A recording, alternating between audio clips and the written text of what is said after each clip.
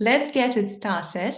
And today we have a special guest, and I would like to introduce him. His name is Yakov Filippenko, and he's a founder of a professional startup, which is an absolute masterpiece. I'm saying it judging by my own experience, because thanks to it, I've been engaged in so many projects which corresponded my professional interest, and eventually it contributed a lot to my realization and growth. But my first question will be about your career way and your first steps. And I want to ask you, how did you choose this particular route? What influenced it? And how and when did it all begin? Oh, first of all, thanks for your glad words. In terms of my pathway, I would say that like we can split it in like two different stages. And the very first one, it started in when I was a student in high school, Mhm. uh, and it was a like some sort of a special school for children who are advanced in maths and physics, and there we had like advanced programming classes, and I was a like like back in the days I participated in a lot of different like programming competitions, and uh, like one day I just realized that like to be honest, I don't want to do this for my whole life. And I have a like a person uh, who was in front of me, and with whom like I was able to realize that. Yeah, but like back in the days, I just realized that I do not want to be a developer. But what I really wanted to do is to be involved in the IT industry, which Mhm. was like developing in a very uh, I don't know how to say it, Hybrid. but like yeah, something like that. Yeah. Uh, yeah. So like I started to investigate what kind of like I don't know professions were exist at that moment, and to be honest, let's say for example, like product manager is a position that was I don't know created or invented much. Uh, uh, Much after than that day. So like I decided that I want to be a manager, project manager. I want to build some products and manage some teams and so on. Yeah, Mhm. that's how it started. And after that, I like after I graduated from my college and university, I decided that I wanted to build my own company, but like I like realized that I didn't have such like experience that I needed, and that's why I built like a career path for myself that I need to work in a big IT company with a big name, with structured processes and so on. And after that, or in between, or somehow, I need some experience in working in a startup. Um, yeah, this is how it was. Mhm. So you wanted to work in a startup and also in a big company just to understand in the future how to build your own business, if I understood you correctly. Yeah, exactly. Because um, I, I like I was pretty straightforward about my skills, hard skills and soft skills. So like I was just like realized that I don't know how to manage people. I don't know how like products are like how to build a product, how to validate it, and so on and so on. And I decided that it's much more uh, useful and a straight way like. To do it is by doing it in a company that already, let's say, established their processes. They know how to hire, how to motivate people, how to validate, and so on. And yeah, this kind of experience was absolutely necessary for me. So, and what essential skills did you get while working for a startup? Oh. It's hard to dedicate specific skills, but I could say that What did you learn? uh, We may just englobe it this way. so like there are two key projects in which I was involved that were made I don't know that developed me as a professional. So the first one, I joined my first startup as a I don't know 21 years old, and we were a group of like 10 people, and in like 6 months the company grew up from like 10 people to roughly 80 people. And because I was a CTO, most of them were like engineers, and so like I was their manager. And it's a really hard thing to manage all the processes to support this scale in just 6 months. So like we like grew up, as I said, from 10 to 80, and it was like very tough process. So this is the first thing. So I learned how to support this process, of how to manage it from scratch. And second project was we launched initially, before I joined the company, in our local market. And after a few months like when I joined the company, we raised the next VC round, Mhm. and our goal was to launch in the very first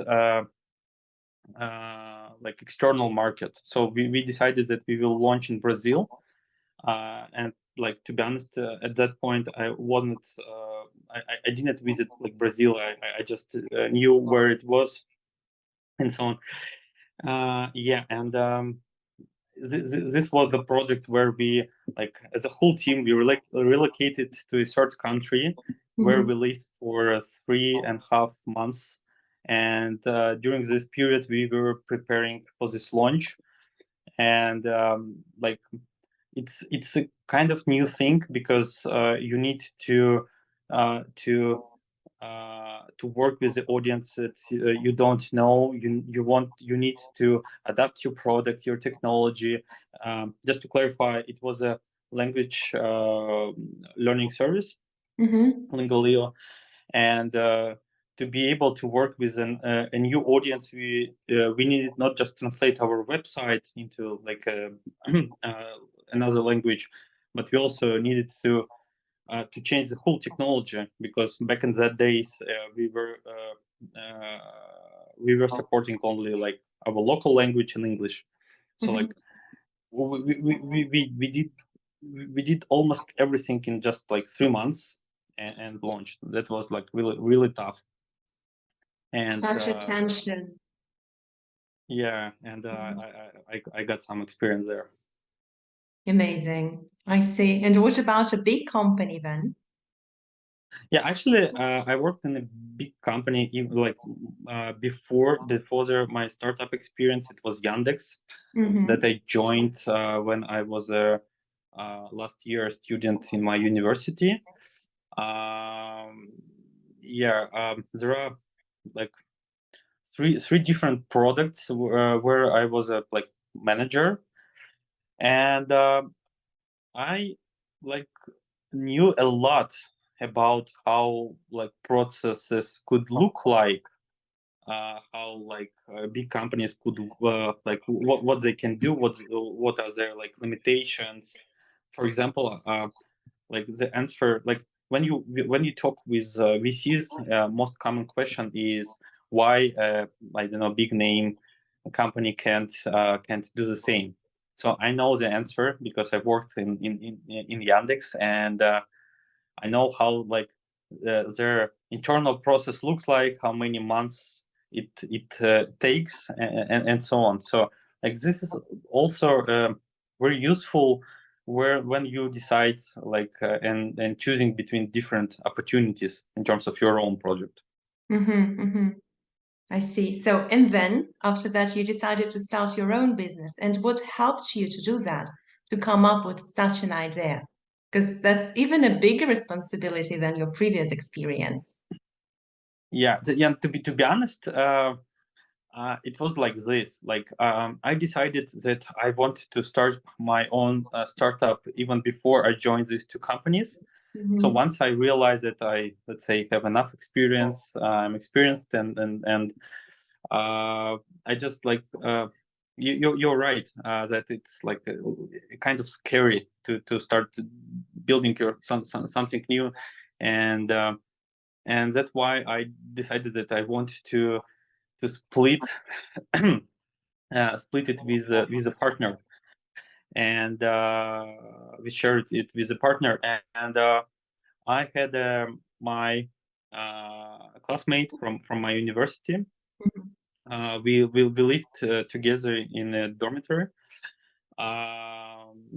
So like we just like had some typical conversations, and in one of them I just asked him, "Hey, do you want to build something?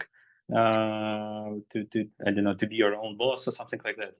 Mm-hmm. And like at that moment he said no, but after a while, after a month or something, he called me back and told that, yeah, well, I think that I'm ready, let's do something. So like the first thing that we decided that we will build something, we didn't know what, but like we decided that You had a we will do desire. something.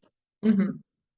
We had a desire, and to be honest, we started with a project, and we tried to evaluate it, to like prepare some mock-ups, some, I don't know, first drafts and so on.